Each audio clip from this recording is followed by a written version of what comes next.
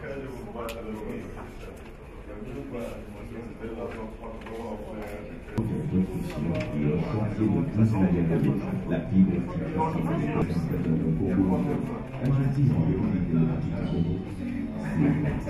ça, c'est le canot le plus long du monde.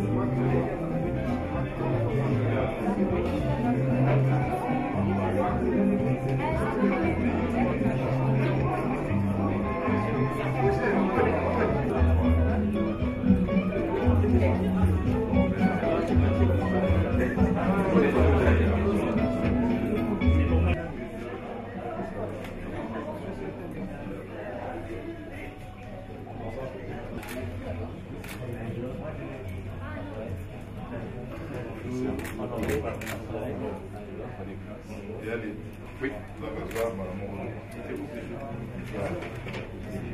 d'accord. Par chanter l'hymne national congolais. Donc je vous invite à vous lever.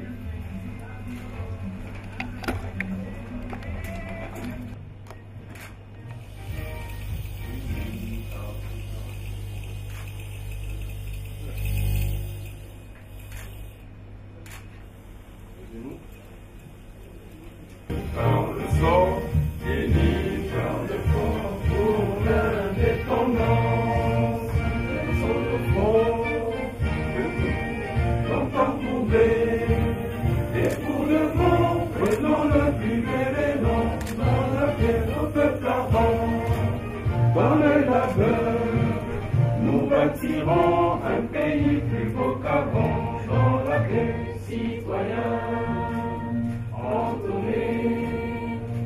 Sacré de notre solidarité, fièrement saluer l'emblème d'or de notre souveraineté pour nous, ton pays, pour nous, désolé, pour nous, au pays, pour nous, bien-aimé, pour nous, peuple entend et nous assurerons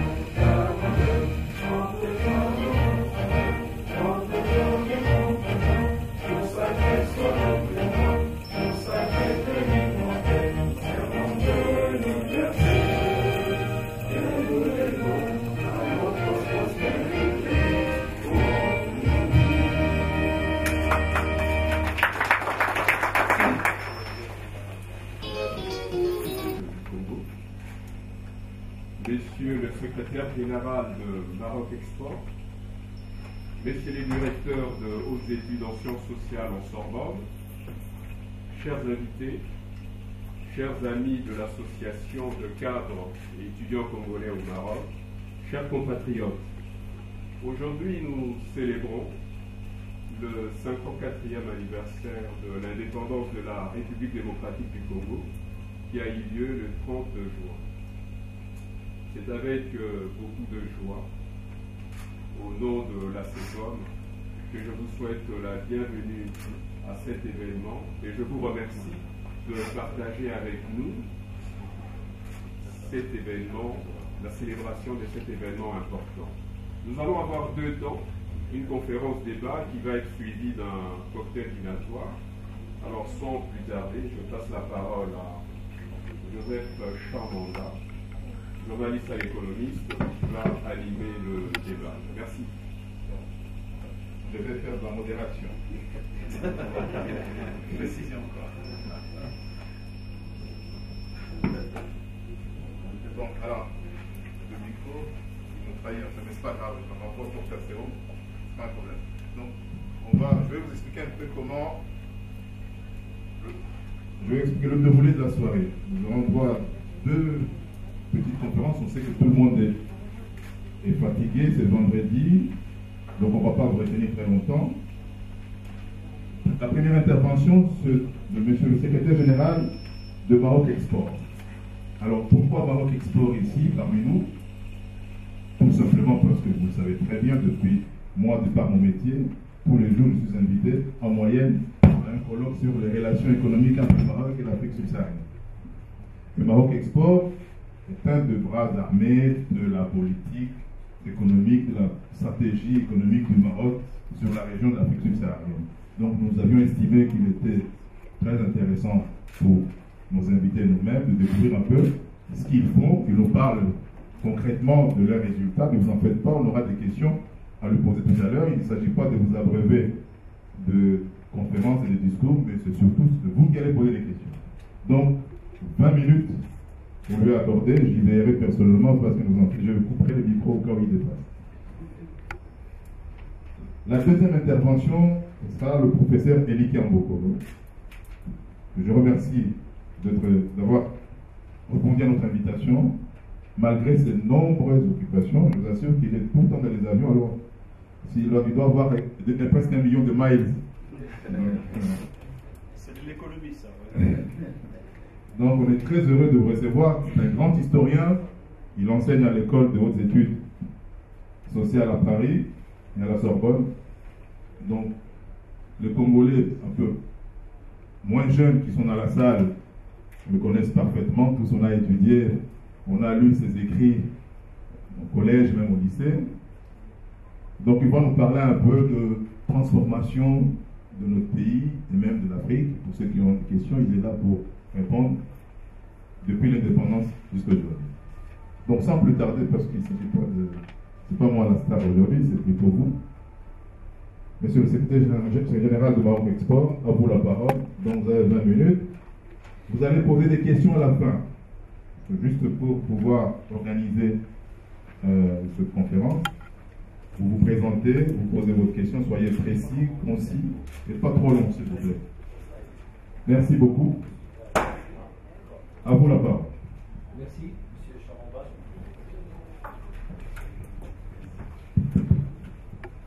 Merci, M. Charamba. Permettez-moi tout d'abord de vous dire ma fierté, de vous exprimer aussi mon plaisir de partager ce moment de commémoration d'un acte fondateur d'un processus lent, durable de construction. J'ai entendu, nous allons construire un beau pays. Effectivement, avec de telles compétences, de telles ressources, on est sûr qu'on va construire ensemble, vous allez construire un beau pays, nous sommes en train de construire un beau pays, et ensemble, nous allons construire une Afrique qui se développe, une Afrique qui s'organise et qui gère sa croissance pour un développement durable où il y a de la croissance, mais également où il y a de la justice sociale et le partage. J'ai préparé des slides, donc j'espère que vous allez suivre avec moi l'essentiel, justement, donc comme l'a souligné M. Abachi, c'est que effectivement Maroc Export, depuis déjà 2008, fin 2008, avait pris conscience que l'avenir de ce pays ne pouvait plus se construire seulement avec l'Europe. Et que cet avenir est avec les pays africains et avec l'Afrique. Le Maroc est un pays africain. Et là, nous avons identifié effectivement un ensemble d'éléments qui allaient nous permettre d'engager des actions structurantes au niveau de la promotion, dans la communication avec les peuples et surtout les opérateurs économiques des différents pays africains. Si on analysait les statistiques, on a analysé les statistiques montrent que les échanges entre le Maroc et les pays africains sont très minimes. C'est rien, c'était nos exportations en 2000 ne représentaient même pas 2,5% de nos exportations totales. Aujourd'hui, elles sont supérieures à 10%. Et les échanges, comme je vais vous le montrer tout à l'heure, ont remarquablement augmenté. C'est insuffisant. Il y a beaucoup à faire et nous allons voir ensemble comment se faire pour réaliser les objectifs que nous ambitionnons. Lors de la récente tournée de Sa Majesté dans pas mal de pays africains, il y avait dans le discours royal un élément important. Il y avait beaucoup d'éléments, mais l'élément, c'est que l'Afrique doit faire confiance à l'Afrique. Ça, c'est un point fondamental. Et que l'approche avec l'Afrique ne doit plus s'opérer dans un cadre d'assistance, dans une logique d'assistance, mais dans une logique de partenariat, de partage.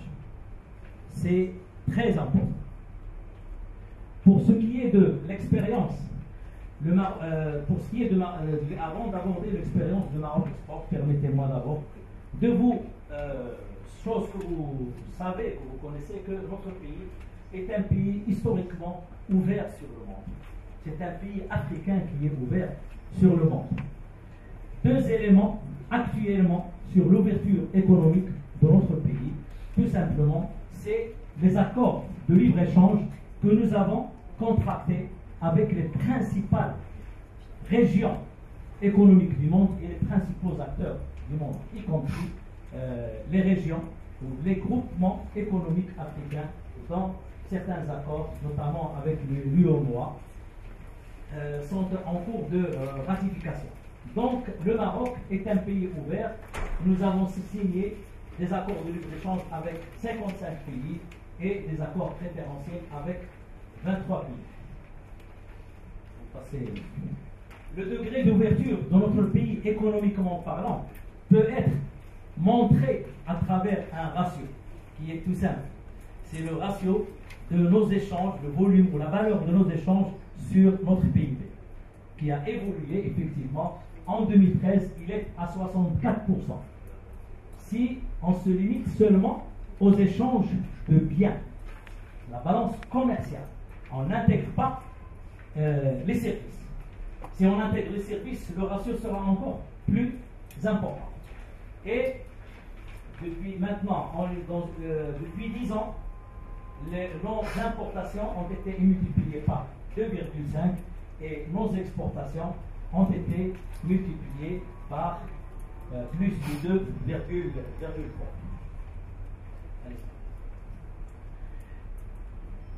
Depuis, donc, j'ai parlé tout à l'heure de la stratégie, effectivement, au lendemain de l'annonce de cette crise, nous avions mis en place une stratégie. La stratégie qui nous a permis, effectivement, en partant, une stratégie de promotion des exportations, mais également de promotion du partenariat.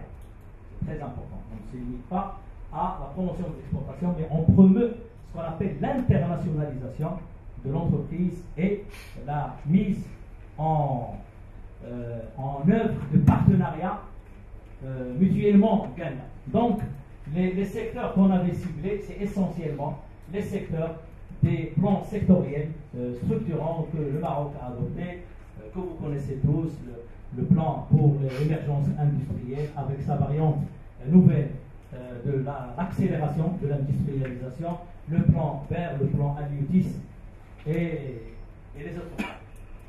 Donc, nous avons une offre et on a ciblé des marchés. Les principaux partenaires, vous les connaissez, c'est les partenaires qui sont en Europe et même les États-Unis. Et l'Afrique, en 2008, comme je vous l'ai dit, avait une petite part. Mais nous avons identifié la chose suivante et aidé par tout l'effort qui est déployé par nos acteurs majeurs, notamment les acteurs financiers, les banques, les assurances qui ont investi dans pas mal de pays africains, donc qui permettent effectivement de sécuriser et de fluidifier l'aspect financier et la sécurisation des paiements et des engagements financiers. Donc, ceci étant, nous avons effectivement considéré qu'il y a un certain nombre de secteurs avec lesquels nous n'adressons pas à l'Europe. L'Europe, soit on est dans le cadre, dans une relation commerciale stricto sensu, pas pour vendre des produits, des agrumes, de l'agro-industrie. Même le textile, en général, se fait dans le cadre de la co-traitance, de la sous-traitance, même les produits électriques, électroniques. Alors que nous avons constitué un savoir-faire dans de multiples domaines, notamment le domaine des infrastructures, le domaine de l'électrification, le domaine de la pharmacie, un certain nombre de domaines qui nous permettent effectivement d'aller offrir, présenter ce savoir-faire pour un partenariat avec les pays africains qui sont demandeurs et qui engagent des projets très importants et des projets structurants qui nécessitent effectivement, je dirais, cet accompagnement structurant et de grands projets. Donc l'approche avec les pays africains est une approche de contribution au développement et à la croissance de ces pays, les besoins étant énormes. C'est très important. C'est pour ça que dans la promotion des différents secteurs, nous avons élargi le spectre des secteurs accompagnés. En début 2009, nous avons accompagné 6 secteurs. L'agroalimentaire, le pharmaceutique, l'électrique, les produits de la pêche, le bâtiment, oui. Et aujourd'hui, comme on va le voir, on accompagne différents secteurs jusqu'à le secteur de l'assainissement de l'eau et même le secteur de la formation avec la récente tournée ou le forum de l'étudiant qui a sillonné plus de 6 pays. Donc voilà, c'est pour dire que les besoins sont tellement énormes et importants que le Maroc et les pays africains, en l'occurrence votre pays, nous allons constater tout à l'heure que nos échanges sont très, très, très faibles.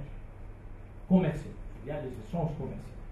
Et qu'on doit ensemble s'atteler effectivement à ériger, ou plutôt à booster nos échanges.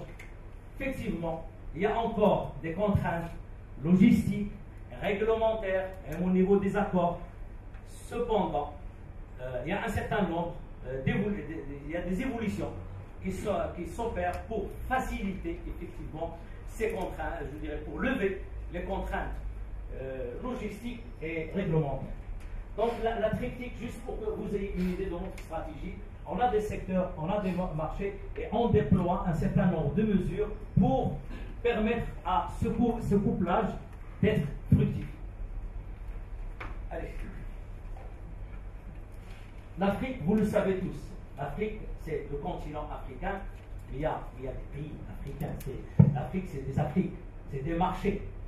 Comme on dit, think global but act local. C'est important quand on parle de l'Afrique, mais généralement, tous les analystes s'accordent à dire effectivement, à constater que l'Afrique est porteuse de croissance. C'est important. Récemment, une analyse a montré que sur les 25 pays qui vont réaliser un taux de croissance supérieur à 10%, sur les 25, la moitié sont des pays africains. Ça, c'est important à savoir. Et effectivement, en termes de marketing, émergence d'une classe moyenne au Maroc et dans les différents pays africains, mais également, donc on espère que au fil des années et au fil de la mise en œuvre des projets, la pauvreté est en train de reculer et la consommation, selon un des cabinets internationaux, passera ou passerait, je préfère le conditionnel, à plus de 1400 milliards de dollars en 2020. Et vous le savez, les problèmes de gouvernance sont problème très important. S'il y a des blocages, s'il y a de la corruption, s'il y a des choses, ils vont effectivement freiner le processus de développement, mais tous les analystes concordent sur le fait que la gouvernance est en amélioration dans nos différents pays. Maintenant, on va passer à un tableau, je dirais, à vous donner une idée sur la situation de notre commerce, le commerce du Maroc avec les différents pays africains. D'abord, l'Afrique subsaharienne dans sa globalité. Allez-y. L'Afrique subsaharienne, dans sa globalité, on réalise un niveau d'exportation de 10 milliards et demi de dirhams. Sachant que sur toute l'Afrique, c'est-à-dire y compris l'Afrique du Nord, Mauritanie, on réalise un chiffre de 19 milliards. Donc l'Afrique subsaharienne est un peu plus que la moitié de ce que nous réalisons avec l'Afrique, sachant que effectivement, durant ces 5 dernières années, les échanges ont doublé, passant de 7 milliards à plus de 14 milliards, et que les exportations du Maroc ont quand même connu une évolution importante de 115% entre 2013 et 2009. Par contre, les importations à partir des pays africains, et ça, les acteurs dont vous êtes les drivers africains sont appelés effectivement à faire un effort pour qu'on ait, je dirais, un échange qui va permettre, c'est-à-dire qui va permettre l'évolution, le développement du commerce dans sa globalité. Allez-y. Alors, les principaux clients du Maroc en Afrique subsaharienne, c'est essentiellement le Sénégal, la Côte d'Ivoire, la Guinée, le Nigeria. Et vous avez ici les chiffres. La République démocratique du Congo représente à peine 1,1% de nos exportations, des exportations marocaines vers l'Afrique subsaharienne. Donc, la part de la RDC est dans ces 22%, donc 1,1%. Allez-y. Pour ce qui est, l'approche, j'ai sciemment voulu vous présenter les chiffres selon les grands groupements ou les groupements économiques. L'UEMOA et la communauté économique des États d'Afrique centrale dans le Congo, la République démocratique du Congo fait partie. C'est 4 pays qui s'ajoutent aux 6 pays de la CEMAC. Donc là, pour l'UEMOA, on est à aussi des augmentations de nos exportations par 2 en 5 ans. Les importations ont reculé par contre sur les pays de l'UEMOA et on a un taux de couverture. Il faut relativiser parce que les montants ne sont pas importants. Déjà les montants en eux-mêmes, il faut le dire. Donc c'est un constat global que, nonobstant le fait que nos échanges progressent, mais les chiffres sont encore en deçà, je dirais, de ce que nous ambitionnons. Allez-y, monsieur. Alors, pour ce qui est de... Bon, c'est juste un commentaire qui visibilise les pays. Alors, par contre, en ce qui concerne la communauté des États, la communauté économique des États de l'Afrique centrale, dont la RDC fait partie, nous avons constaté effectivement que le rythme, le niveau d'exportation est moindre que celui sur les pays de l'UEMOA. Nous, on exporte 4 milliards de dirhams sur les pays de l'UEMOA, alors que sur les pays de la CEAC, on a exporté en 2013 2 milliards 231 000 et on a importé, donc le recul, c'est une caractéristique de l'Afrique saharienne, les importations de la part de pays de la CEAC ont quand même augmenté, surtout si l'on considère les chiffres réalisés en 2010. Allez-y. Alors, les principaux clients de la CEAC, c'est essentiellement la Guinée équatoriale, l'Angola, en 2013, le Cameroun, le Congo, le Gabon, la RDC a une part de 5% en tant que client. Allez.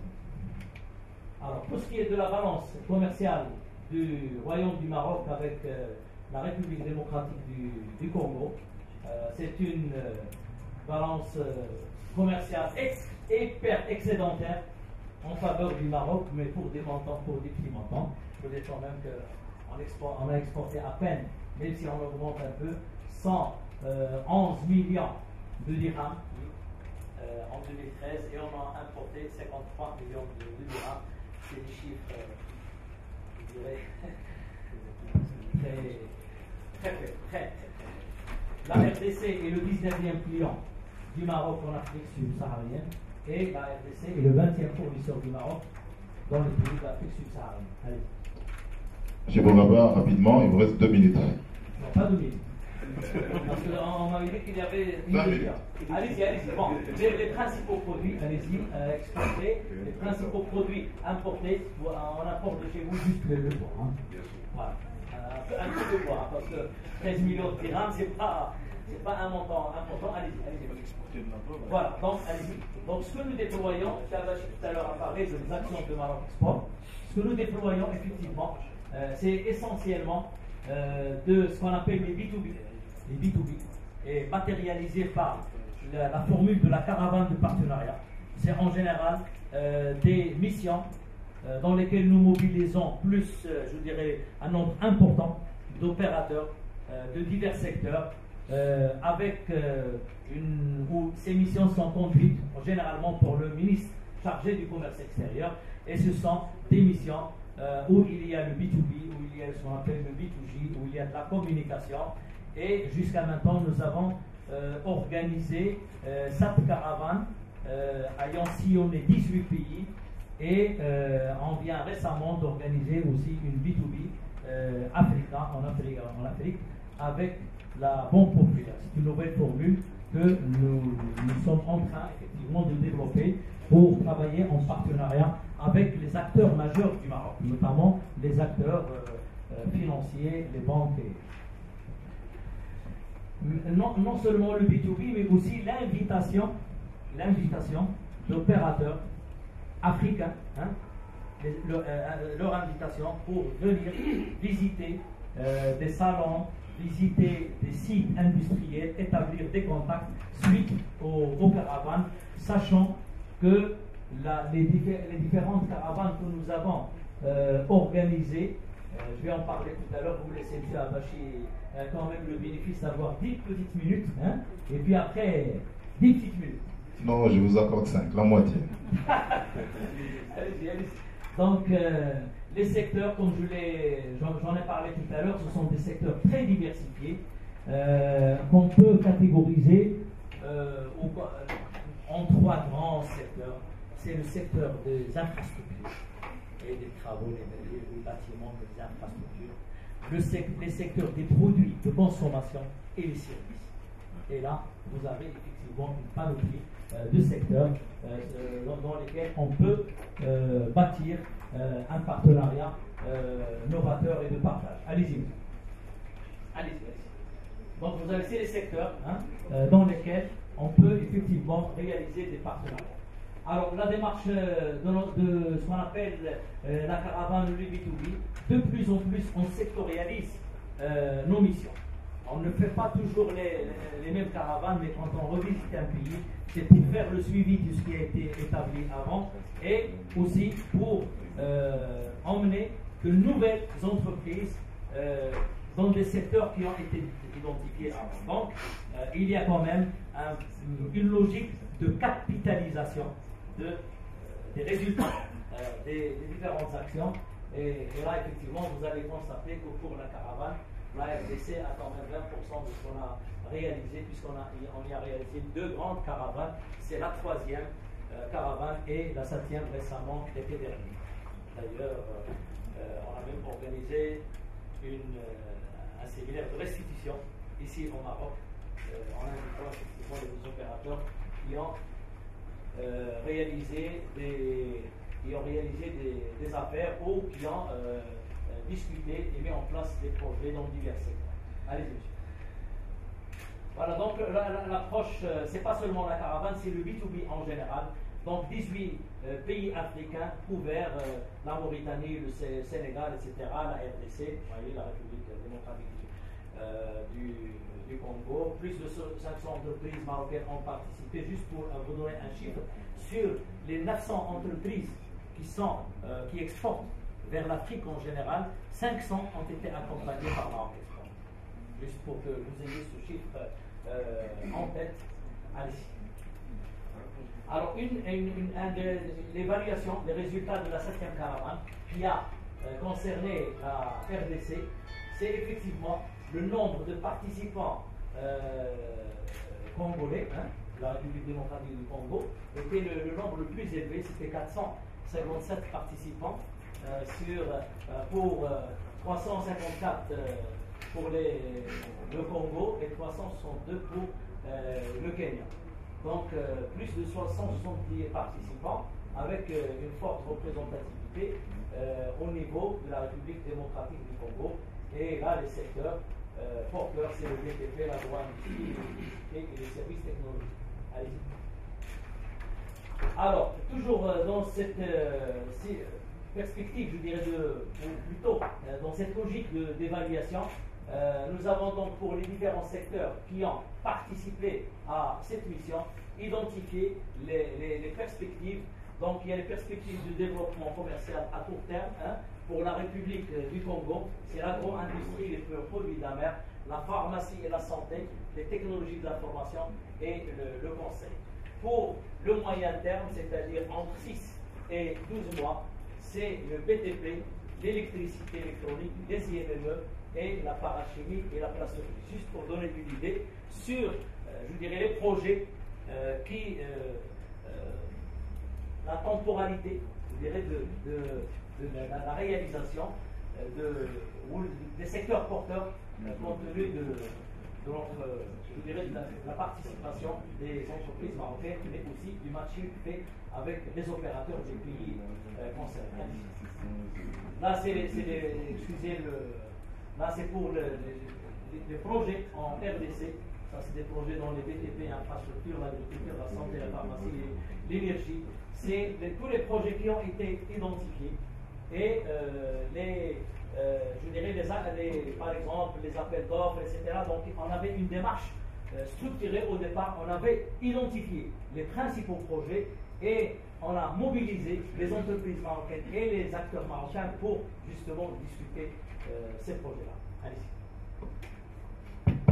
Voilà, je crois que... Là, on a consommé l'essentiel du temps rapidement. Alors, juste une synthèse, Oui. Juste une synthèse pour dire effectivement, il y a un immense gisement d'opportunités à concrétiser sur la base de notre expérience en matière d'accompagnement des entreprises à l'international. Et sincèrement, comme j'ai dit au départ, nonobstant les facteurs, les obstacles de logistique qui ne sont pas encore les liaisons, il n'y a pas de liaison aérienne, je dirais fréquente, il n'y a pas de liaison aérienne directe, les routes ne sont pas encore fiabilisées. Il y a un certain nombre de choses qui vont nous pousser effectivement à réfléchir, à mettre en place ces infrastructures de base. La bancarisation a été sécurisée. Il restera effectivement d'abord à actualiser l'accord commercial avec la République démocratique du Congo. On a un accord commercial. Le chargé d'affaires est dans la salle, il n'y a pas de problème. Pardon? Le chargé d'affaires est dans la salle. Oh, c'est effectivement l'accord commercial, on l'actualise.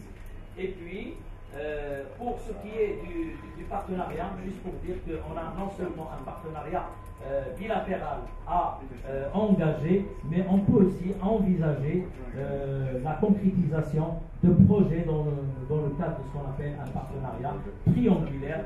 On ne peut pas tout avoir tout seul, il faut partager les ressources, le savoir-faire, le know-how, le capital, etc. Et nous sommes dans cette dynamique de partage mais aussi de découverte ensemble de ces opportunités. Donc l'idée de base pour nous est de multiplier les échanges, de multiplier les contacts. C'est ça le plus important. C'est pour ça que, comme a dit M. Chamamba, tout simplement, chaque semaine, on a une activité orientée Afrique. Chaque semaine. Et ça, effectivement, c'est un aspect important. Nous commençons maintenant à recevoir des délégations d'envergure de différents pays et on souhaite effectivement, avec votre concours, éminent ressortissant de la République démocratique du Congo, et ça c'est un point important, c'est la diaspora qui joue non seulement la diaspora marocaine, mais également la diaspora congolaise, hein, qui joueront effectivement ce rôle de maillage, ce rôle de stimulation des énergies pour trouver ensemble les voies qui vont nous permettre de concrétiser des choses. J'avais encore des choses, mais... On va vous poser des questions, M. Bourara. Merci. Merci beaucoup. On va vous cuisiner tout à l'heure par nos questions, ne vous en faites pas. On en a plein. Merci beaucoup pour cet exposé si brillant et très clair. On va vous donner un certain nombre. Alors, notre deuxième intervenant, les questions viendront par après, s'il vous plaît. C'est le professeur Elikian Bokolo, grand historien. Donc, on a également réservé une vingtaine de minutes, évidemment, hors TVA, évidemment, pour déborder un tout petit peu. Et puis, les questions suivront par la suite. Merci. Professeur, à vous.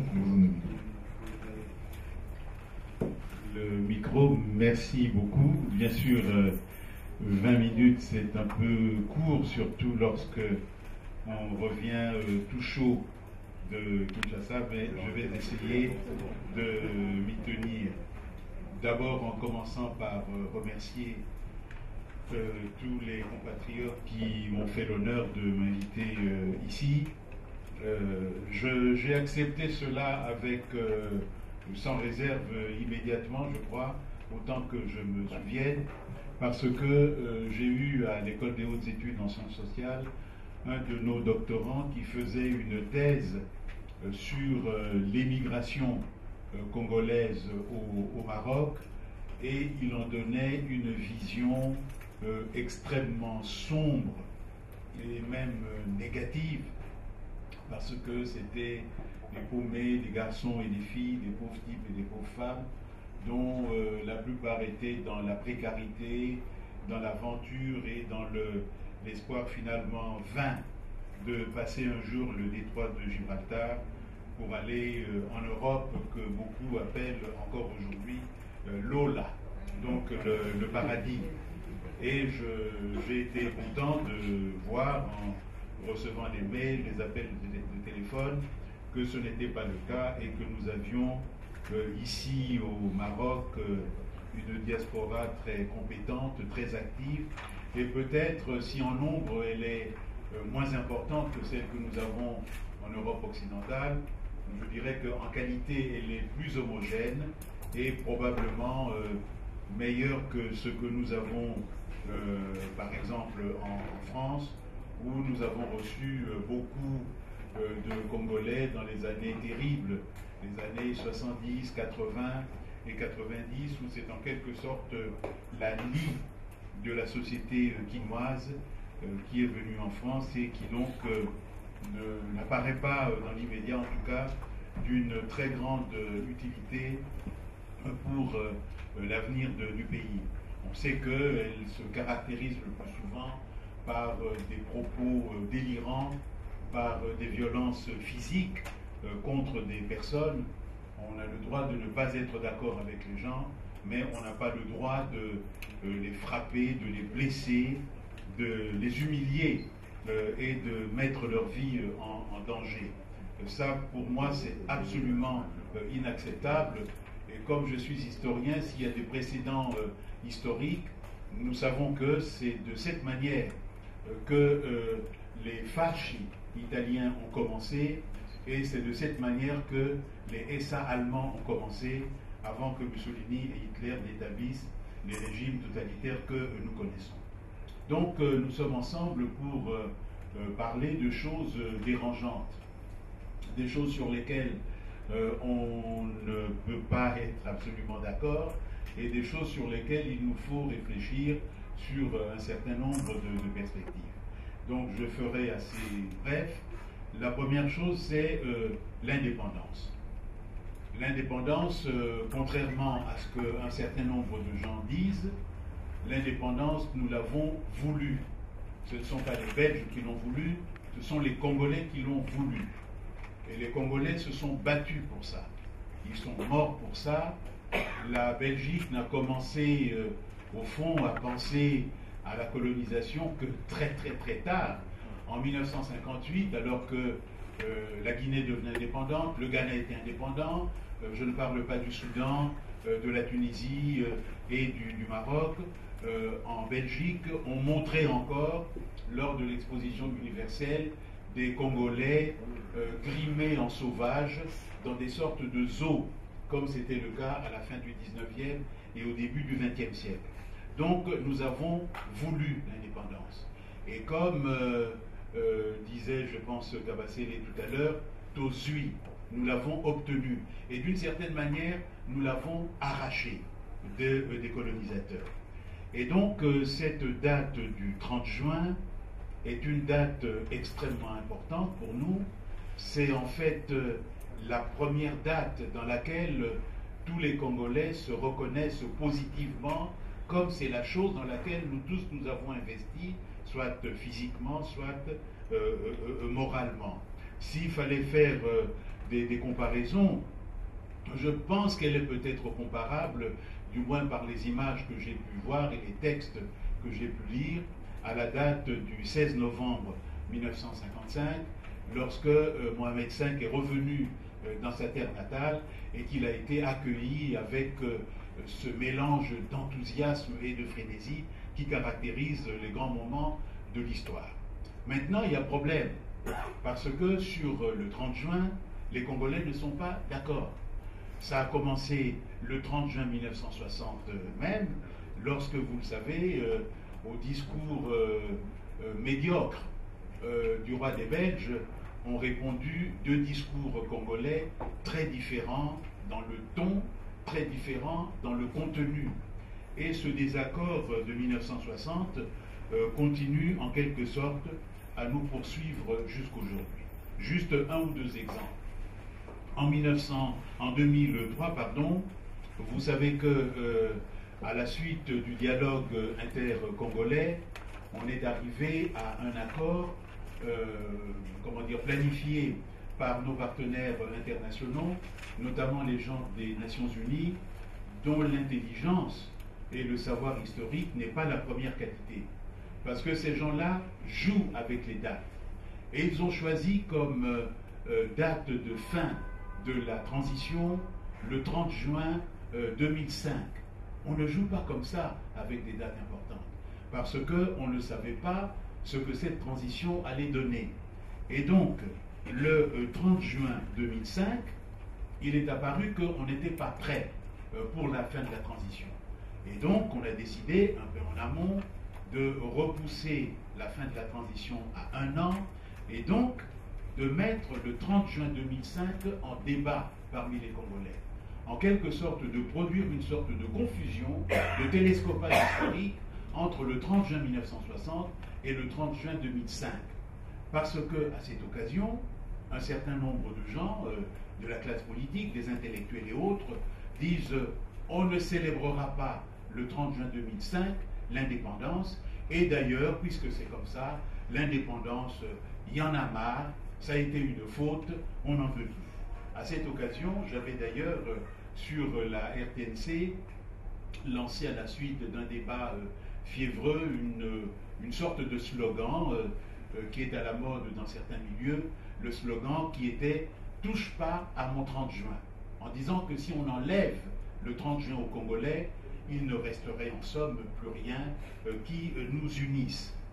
Et du coup, on est revenu à un 30 juin consensuel, mais seulement en apparence consensuel, puisque en 2010, au moment de la célébration du cinquantenaire, on a décidé de tout mettre ensemble et de dire, au fond, tout le monde il est beau, tout le monde il est gentil, et donc de mettre dans le même panier des gens dont on sait aujourd'hui que en 1960, en 1959, en 1958, ils n'étaient pas d'accord entre eux. Pas d'accord sur l'indépendance, pas d'accord sur la date de l'indépendance, et pas d'accord sur le contenu des indépendances. Et donc, en quelque sorte, la commémoration qui était nécessaire n'a pas été l'occasion, et même a enlevé aux Congolais l'occasion de réfléchir ensemble sur l'histoire. L'histoire n'est pas une chose qui est donnée. L'histoire est un lieu où les citoyens d'un pays se retrouvent régulièrement pour réfléchir sur son sens, pour discuter sur ce contenu et pour se dire, avec cette histoire, est-ce qu'on continue de vivre ensemble ou est-ce qu'on cesse de vivre ensemble? Donc cette occasion-là n'ayant pas été retenue, que se passe-t-il depuis 2010?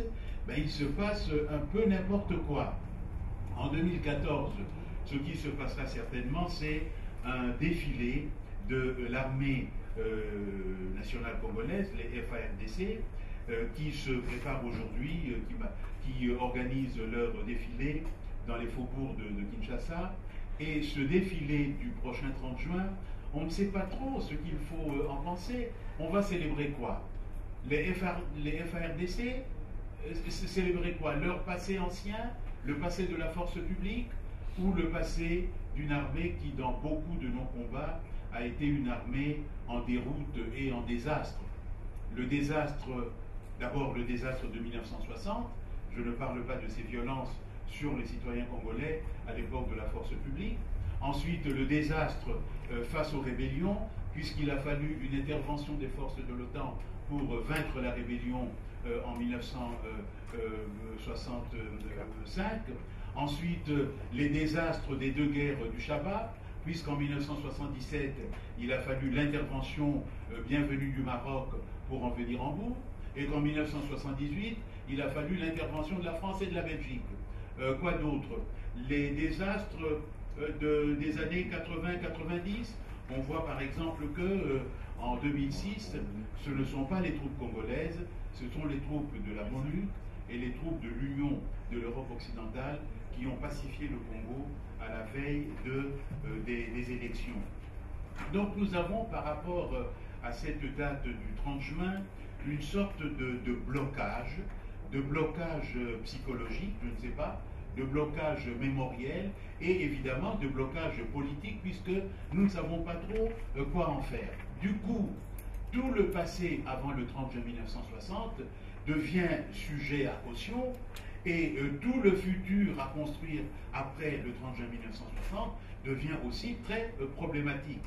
Je vous donne juste un exemple dans le domaine de l'éducation. Le ministère de l'éducation primaire, secondaire et professionnelle a décidé à juste titre d'introduire un cours d'éducation civique et morale. Puisque jusqu'aujourd'hui, l'éducation civique et morale a été abandonnée pour toutes sortes de raisons, je n'y arrête pas, et on a mis en place ce qu'on appelle l'éducation à la citoyenneté, qui est confiée donc au ministre de l'information, ce qui évidemment est une sorte de désordre, puisque c'est à la fois une personnalité politique qui est chargée de missions très précises, qui doit en même temps s'occuper d'éducation civique. Et donc, le ministère a décidé de refaire les manuels. Donc ces manuels comportent des pages sur ce qu'est le Congo. Le Congo n'est pas un don de la nature, le Congo est un produit de l'histoire. Alors de quelle histoire s'agit-il? Donc dans ce livre, on nous dit que jusqu'aux années 1870, donc jusqu'à l'arrivée de l'explorateur Stanley, il n'y a pas d'histoire au Congo. Et que l'histoire au Congo commence avec Stanley. Et du coup, donc, on dit, bon, soit. Quelle histoire? La colonisation. Alors, qu'est-ce qu'on en fait? Ce livre, donc, destiné aux gamins et aux gamines de 5e et 6e primaire, dit, bon, il y a deux choses dans la colonisation. D'une part, les mauvaises choses, et d'autre part, les bonnes choses. Mais tout compte fait, si on fait l'addition ou la soustraction, c'est selon, eh bien, on se rend compte que les bonnes choses l'emportent sur les mauvaises. Et donc, c'est une lecture dans laquelle l'indépendance n'a plus de sens. Si les bonnes choses l'emportent sur les mauvaises, mais qu'est-ce que nous avons eu à demander l'indépendance? Et du coup, vous voyez qu'il y a toute une série de choses qui vont avec, notamment un chapitre sur l'autre et moi, qui nous rappelle qu'il y a dans le monde trois races, entre guillemets, les blancs, les noirs et les jaunes, chaque race avec des caractéristiques physiques, morales et intellectuelles.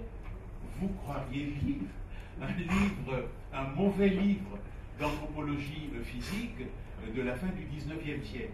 Donc il y a toute une série de choses qui véritablement posent problème et qui me fait penser que cette date du 30 juin 1960, nous n'en avons pas tiré tout ce que nous pouvons et tout ce qu'il est de notre devoir d'en tirer. On en discutera peut-être. Maintenant, la souveraineté. Est-ce que le Congo est un pays souverain? On va dire, je dirais, en pensée, oui, en théorie, oui, en acte, non. Et la question c'est, à qui la faute si le Congo n'est pas un État véritablement souverain? On dira d'abord que c'est la faute aux autres. Les autres, c'est ceux qui, ayant colonisé le Congo, lui ont donné le statut qui est encore le sien aujourd'hui. C'est-à-dire un pays dans lequel l'essentiel des pouvoirs, les attributs de la souveraineté, l'essentiel de ce qui fait la richesse d'un pays n'est pas entre les mains des Congolais, mais entre les mains d'autres. Pire que cela, un pays dans lequel ces autres qui contrôlent des produits qui, depuis la fin du XIXe siècle, sont essentiels aux mutations technologiques que le monde a connues depuis cette époque. Donc l'ivoire, on va dire, c'est du luxe. Le caoutchouc, sans lequel le développement de l'industrie automobile n'aurait pas été possible, sans lesquels les Dunlop et les autres n'auraient pas produit les pneus qu'ils ont produits. Le cuivre, dans les années de l'entre-deux-guerres, et le métaux non ferreux, sans lesquels le développement fabuleux de l'électricité dans les années de l'entre-deux-guerres n'aurait pas été possible. L'uranium, évidemment, pendant la Deuxième Guerre mondiale, sans lequel l'opération Manhattan n'aurait pas été possible, et donc la victoire des Alliés sur le Japon n'aurait pas non plus été possible. Et aujourd'hui, vous le savez, tous les produits grâce auxquels nos joujoux fonctionnent, je dirais, pour l'utilité de tout le monde. Avec tout ça, ce qui s'est passé, c'est que, comme nous sommes, j'y reviendrai tout à l'heure peut-être, obsédés par la politique, obsédés par le pouvoir, non pas le pouvoir de faire quelque chose, mais le pouvoir d'apparaître avec tout l'apparat du pouvoir, en 1960, nous avons commis une faute que nous continuons à payer jusqu'aujourd'hui. C'est qu'à la conférence de la table ronde politique, tous les ténors du Congo étaient là. Et on a décidé, on en a sorti ce monstre institutionnel que vous connaissez. On a plaqué sur le Congo la constitution belge avec un président de la République comparable au roi des Belges, qui est un souverain purement cérémoniel, et un Premier ministre qui a le vrai pouvoir, oubliant que au pays, dans les pays africains, le chef de l'État ne peut pas être un souverain cérémoniel.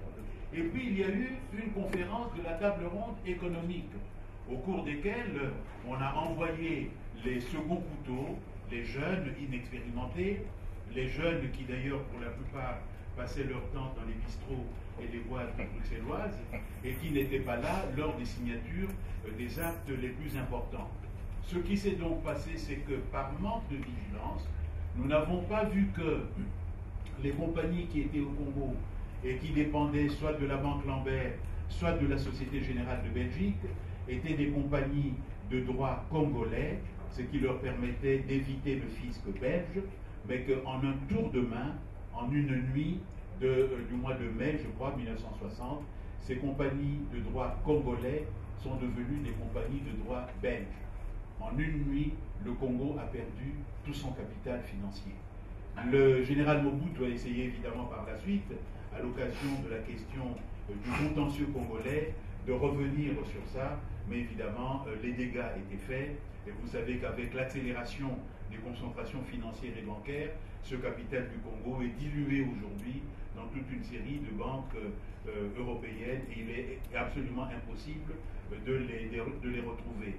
Donc cette fragilité de l'État, cette incapacité de l'État face à ces grandes entreprises étrangères, qui était la caractéristique de la colonisation, est la caractéristique encore de la situation actuelle. Regardez, si vous avez le temps, le film de Thierry Michel, Katanga Business, pour voir la manière dont le Katanga est aujourd'hui réparti entre des hommes, des gens dont on ne sait pas d'où ils viennent et qui contrôlent cette province.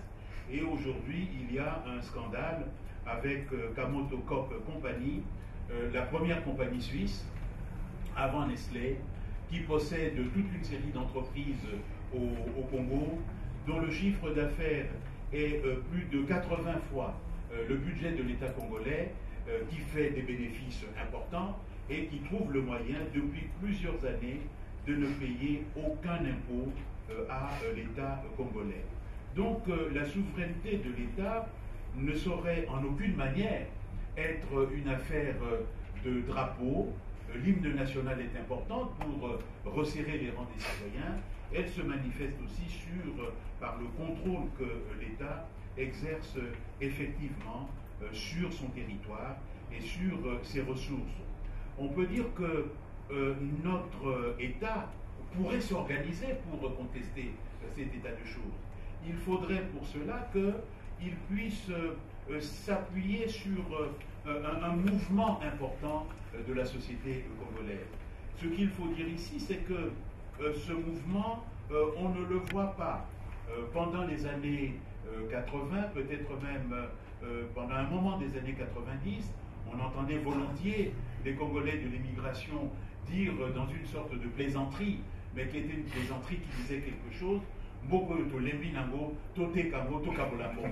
Ce pays, on en est fatigué, eh bien vendons-le et répartissons-nous l'argent.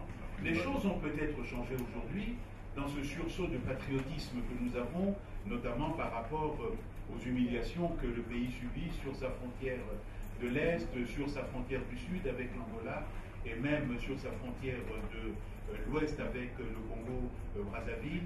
Mais nous sommes encore loin de ce qu'il faudrait pour que les choses soient en place. Une troisième question, je vérifie le temps qui m'est imparti, c'est la question évidemment de que faire dans tout cela? Qu'est-ce qu'on peut faire? J'ai l'impression que nous faisons trop de politique politicienne, de politique à courte vue, de politique préoccupée par les effets immédiats, directement pour moi. Qu'est-ce que je gagne dans cette politique? Et donc, nous l'avons vu en particulier dans les débats organisés l'année dernière à propos de la cohésion nationale.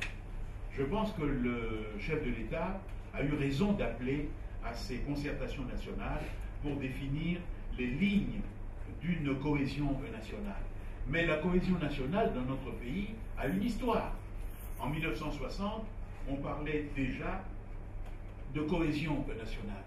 Lorsque Kabasele chante Indépendance Chacha, si vous écoutez bien, la cohésion qu'il évoque, c'est l'ABACO, le BNP, le MNC, etc. Alliance de partis politiques.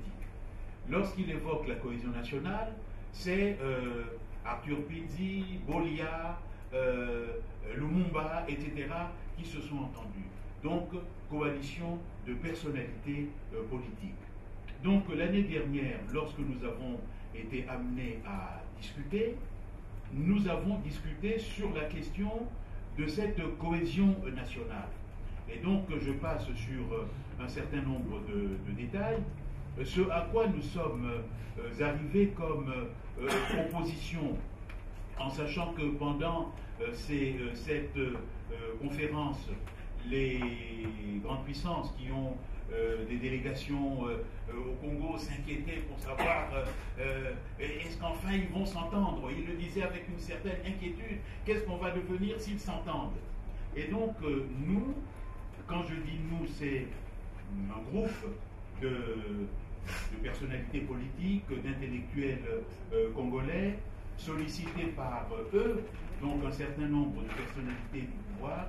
Nous avons voulu préciser un certain nombre de choses en expliquant que une cohésion nationale qui ne serait que l'adjonction des partis politiques, se traduisant concrètement par la présence de personnalités venues de tous horizons dans le gouvernement, on parle d'une cinquantaine de personnes au gouvernement, 50 ministres, vice-ministres et secrétaires d'État.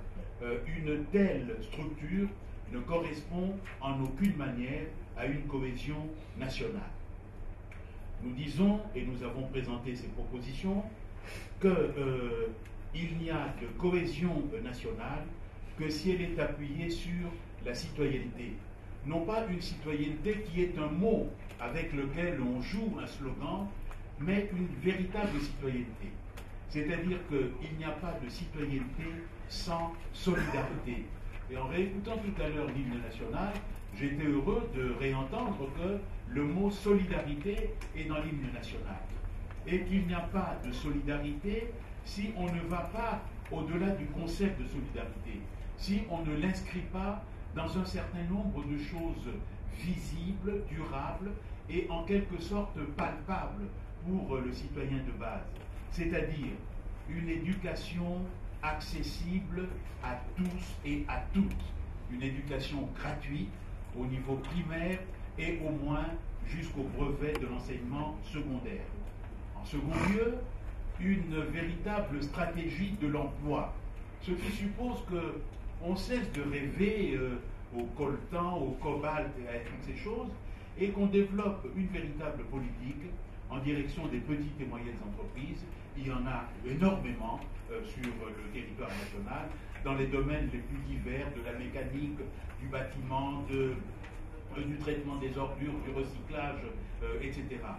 Pas de solidarité nationale non plus, sans une véritable politique de la santé, une politique de la santé qui ne soit pas une politique de rabais, mais une politique de qualité, visible à tous les niveaux du territoire national, et dont le premier effet serait que le citoyen de base et le chef de l'État puissent être soignés dans les mêmes hôpitaux dans le pays.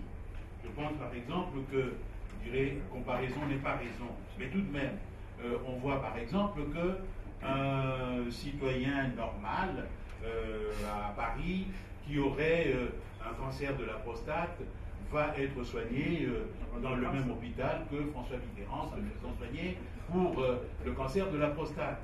Le Val-de-Grâce n'est pas réservé seulement aux ministres, mais à tous les gens. Si vous êtes dans le 13e arrondissement et que vous avez un malaise cardiaque, on vous amène au Val-de-Grâce. Tant que ces choses-là ne sont pas visibles, l'éducation, l'emploi, la santé, la solidarité nationale et la cohésion nationale, c'est un mot et c'est du pipeau auquel aucun citoyen ne croit.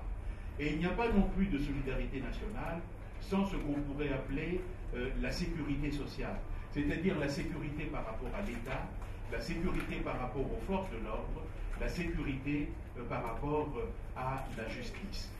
Et donc, je termine, qui va faire tout cela? Qui va faire tout cela? Au Congo, on dit souvent, l'État n'a qu'à résoudre ce problème. Mais quand on dit aux Congolais, l'État c'est qui? Mais l'État c'est nous, c'est vous, c'est moi. Comment on va faire?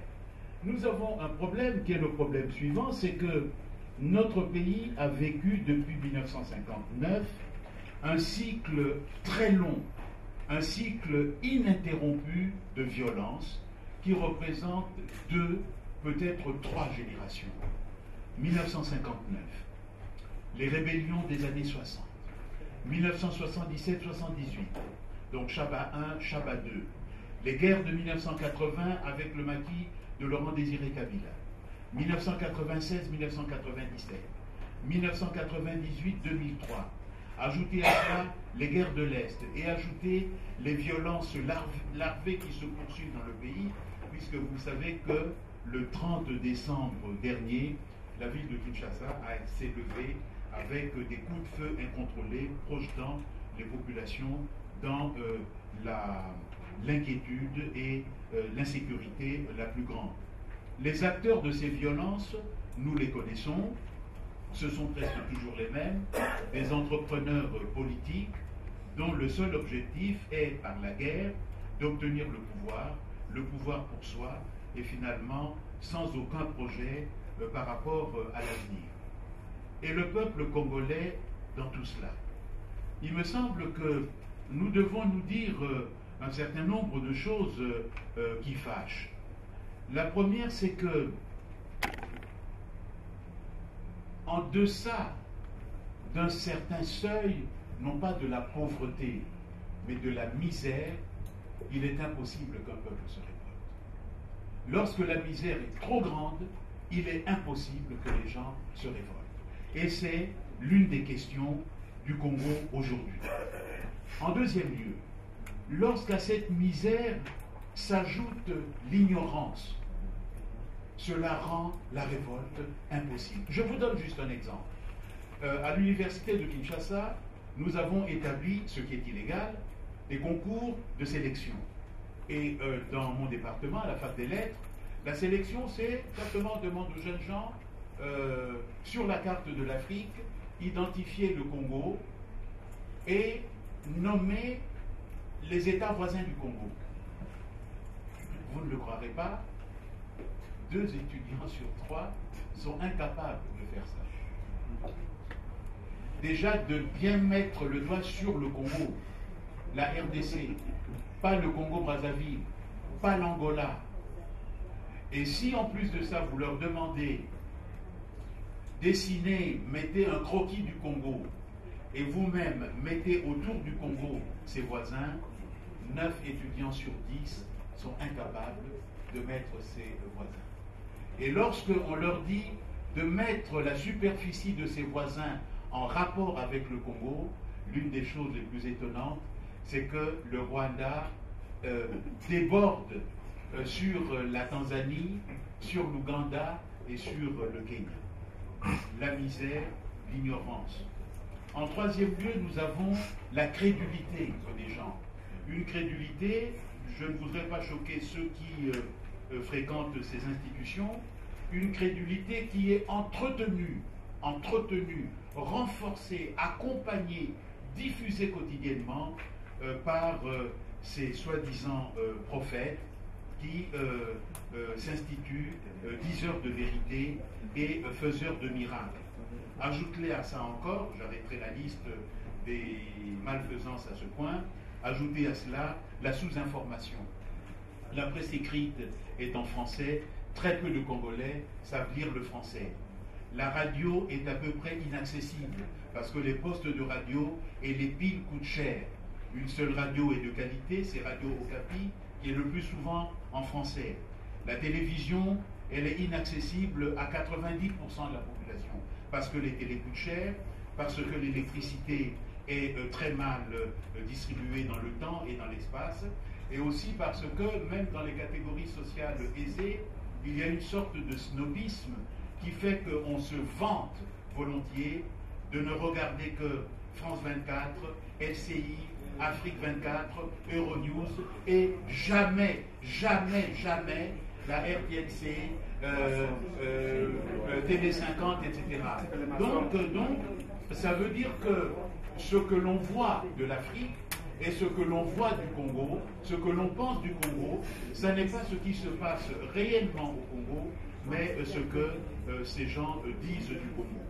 Les ONG, nous avons un problème avec. Je crois que la seule ONG véritable, c'est-à-dire une ONG qui soit véritablement non gouvernementale, qui ne cherche pas le pouvoir, qui soit indépendante financièrement et qui ait une expertise véritable, ça a été la voix des sans-voix dont le leader, Floribert Chebeya, vous savez, a été brutalement fauché à 47 ans. Mais les autres, toutes les autres, sont financées par des fondations extérieures, et vous savez que le donateur impose sa problématique, son agenda, ses objectifs à ceux qui travaillent pour lui. Et du coup, beaucoup de nos ONG sont préoccupés presque exclusivement de politique politicienne, d'élections, de commissions électorales nationales indépendantes. J'ai préfacé récemment un livre qui est en train de paraître, publié par l'un des leaders les plus remarquables de ces ONG. Je vous donne juste le titre pour que vous voyez le niveau et les préoccupations de ces gens. Le marketing et la gestion des partis politiques en période électorale.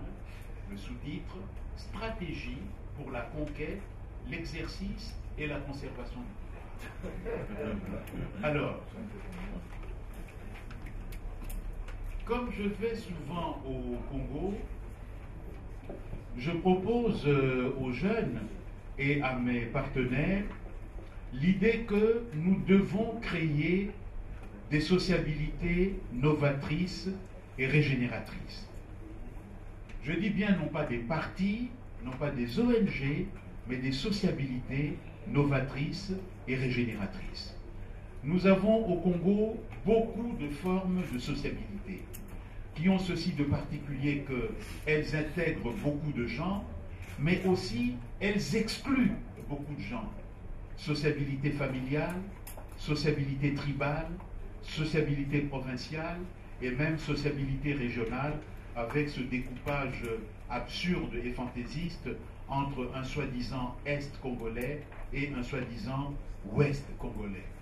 L'idée, et je pense que c'est cela que vous voulez faire ici, avec l'association que vous inaugurez aujourd'hui, c'est de créer une véritable sociabilité, c'est-à-dire des lieux de rencontre, des lieux où on se fréquente, des lieux où on apprend à se connaître et à s'estimer, des lieux où l'on discute des choses qui fâchent et où l'on se met d'accord sur la nature des choses qui fâchent, l'ampleur de ces choses qui fâchent et aussi sur les différentes coutures qu'on peut utiliser pour souder ensemble le corps social. Ce mouvement de sociabilité, nous avons essayé, nous sommes en train de l'essayer, de le créer parmi les jeunes des écoles secondaires de Kinshasa.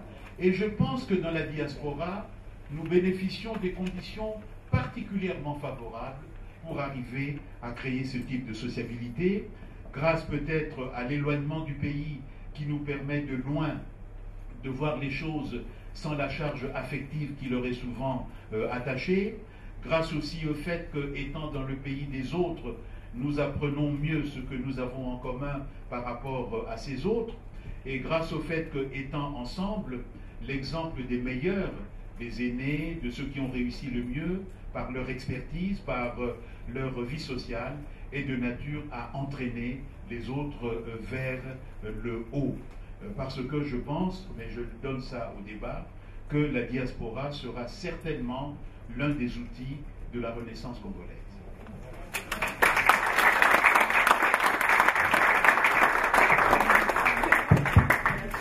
Merci beaucoup, professeur, pour ce brillant exposé.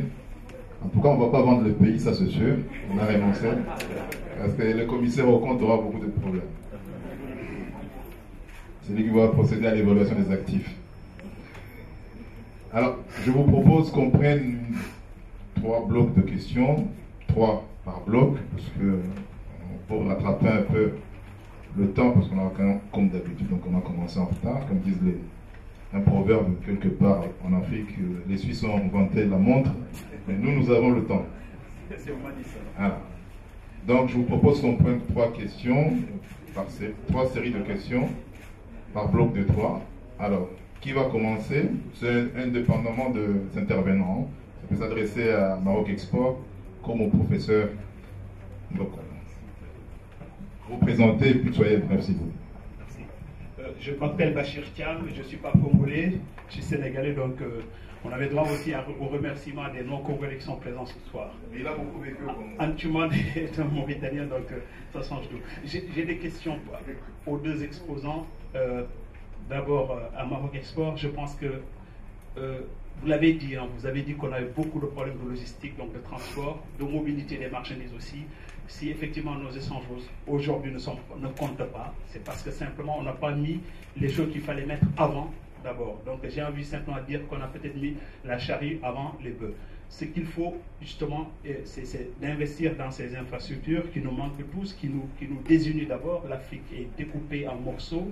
Vous le savez mieux que moi, ce qui fait que c'est impossible de se rendre d'un point à un autre sans passer par un 3e point. Donc tout ça, c'est un coût dans l'investissement. Vous avez compris ma question, ça c'est la première. Deuxième chose par rapport à Maroc Export aussi, je pense que l'idée aussi de non-convertibilité du dirham pose problème dans nos échanges. Je pense qu'il faut dire un mot là-dessus, si c'est le cas bien sûr. Au professeur, moi j'ai cru comprendre ce soir, vous nous appelez peut-être à une révolution, peut-être douce. Je ne sais pas, sinon j'ai mal compris. J'ai envie justement que vous développiez aussi l'idée de cohésion nationale, vous l'avez dit, et vous avez plutôt évoqué les partis politiques. Est-ce que cette cohésion-là se fera seulement que par le politique? Je n'ai pas dit par la politique, que par le politique, justement. Et vous avez évoqué quelque chose de très important en parlant de sociabilité, qui n'est ni association, ni ONG, ni parti politique. Et vous nous invitez, nous, diaspora, moi aussi j'en suis une, quoi, j'en fais partie en tout cas, à peut-être donner le ton, en tout cas, ou mener la marche. Est-ce que vous nous invitez aussi à rentrer chez nous pour participer à cette nouvelle Congo, au nouveau Sénégal, à cette nouvelle Afrique? Merci. Bon, merci Bachir Tian. Deuxième intervention dans la salle, et puis on va répondre à vous de la troisième question. Présentez-vous et puis posez vos questions. Zoula Jawed, consultant en emballage. À la lumière de l'exposé Maroc Export, il paraît que le potentiel de consommation passera de 1400 milliards de dollars. Et pour valoriser ces consommations, c'est une opportunité pour le secteur de la logistique et de l'emballage. Et dans ce cadre, dans l'objectif de la diplomatie économique qu'a initié Sa Majesté Mohamed VI, j'ai présenté un livre sur la plasturgie et l'emballage alimentaire. Merci. On va demander à une dame là, ça va?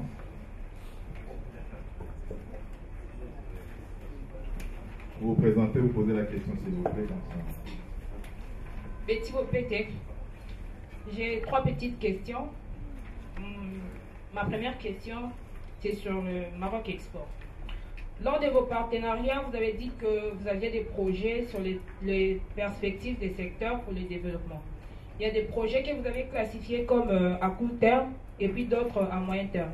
C'est sur base de quoi que vous les avez classifiés? Et puis est-ce qu'il y a des projets que vous avez déjà réalisés, vous avez déjà entamé la réalisation en RDC? Et puis par rapport à l'indépendance du Congo, le professeur a dit que sur la date du 30 juin, il y avait beaucoup de choses on a déjà tirées par rapport à cette date, et il y a d'autres qu'on n'a pas encore tirées, qu'on devait profiter. Si il pourrait nous dire qu'est-ce qu'on a déjà eu par rapport à cette date et qu'est-ce qui nous reste à exploiter de cette date. Merci.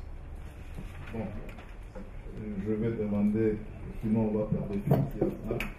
Alors, qui va commencer? Il y a une question en export.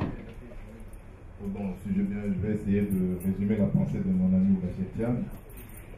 Les questions logistiques, non?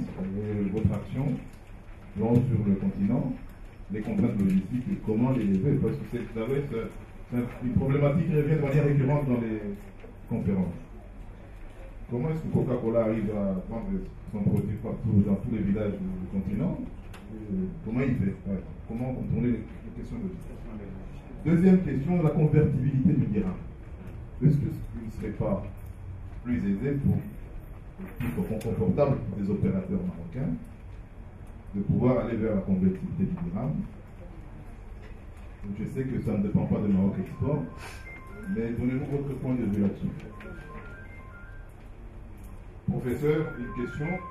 La cohésion, est-ce qu'elle viendra par la politique ou les politiques? Voilà. À vous.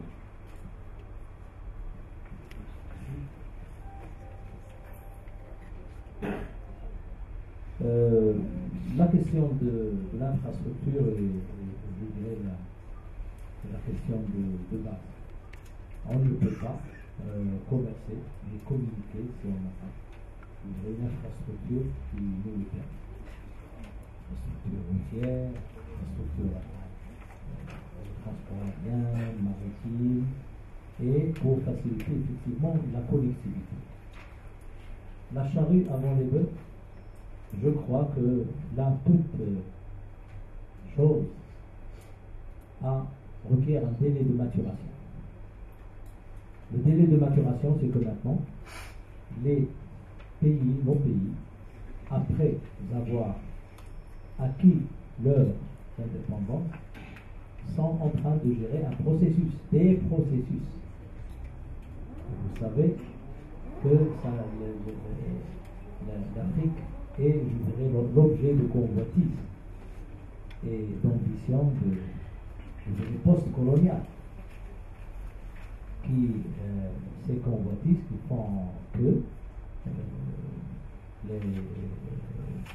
on veut que les choses restent aisées. Maintenant, tout à l'heure j'ai parlé du savoir-faire acquis par un certain nombre de pays, dont le Maroc, dans la mise en place des infrastructures qu'il faut. Vous savez que le Maroc a mis en place un plan logistique, a quand même réalisé des avancées notables avec le pont Gémed, avec l'autoroute, les conventions que nous sommes en train de réaliser. Et sachez que suite à la visite de Sa Majesté, il y a des conventions très importantes et structurantes qui ont été signées. Maintenant, le ministère de l'Équipement et du Transport est en train de prendre en charge la réalisation de projets ambitieux pour faciliter cet aspect-là. On parle de l'infrastructure, effectivement, de base, pour faciliter la connectivité routière, etc. Mais l'infrastructure ne doit pas se limiter à ça. On parle aussi de la logistique. Logistique, notamment, qui va permettre d'avoir des structures de prise directe sur les différents marchés. La stratégie turque actuellement, avec BİM, qui est le fer de lance au niveau de la distribution, c'est essentiellement pour commercialiser les produits turcs. C'est important. Pourquoi nous, au niveau marocain, avec nos pays amis et frères, nous ne facilitons pas effectivement l'implantation de nos circuits de distribution pour justement faciliter ces échanges, non seulement à l'export vers ces pays-là, mais également à l'import. Et là, effectivement, il y a une évolution. La charrue avant les bœufs, non, je crois qu'il faut d'abord communiquer, créer des événements pour que les opérateurs se rencontrent, discutent de leurs problèmes et essayent justement de trouver les solutions adéquates. Et là, nous sommes dans ce processus. Si on attend que l'infrastructure, je dirais, se mette en place, d'autres, les marchés partiront et d'autres acteurs vont, vous savez, les BRICS, la Chine, le Brésil et d'autres pays sont en train, je dirais, de tout faire pour ravir les opportunités. Donc, Sébastien, je crois qu'effectivement, vous avez raison, il y a une dialectique, je dirais, comment dirais-je, logistique, réalisation commerciale. Et c'est vrai, il y a une corrélation directe ou un lien direct, mais notre